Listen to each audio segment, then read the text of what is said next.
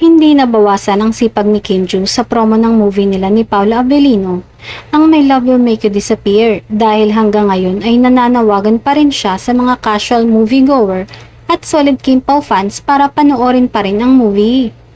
Nasa 5th week na ang showing ng movie na ito at ang ibinalita ng Star Cinema Incorporated sa kanilang ex-post. Sinawsawan nito ni Kim nang i-repost niya ito at kinargahan niya ng kanyang invite message. Say niya, "We made it till 5th week. Maraming salamat sa lahat ng nakapanood na at sa mga hindi pa. Sugod na po sa mga sinihan. Thank you." Ilan naman sa mga Kim Pao fans ang ibinalik ang good vibes kay Kim at sinabi sa comment na showing pa rin ang kanilang movie sa Guam hanggang April 30. Isa naman ang ibinalita na showing pa rin sa View Cinema Westfield, Stratford City sa London.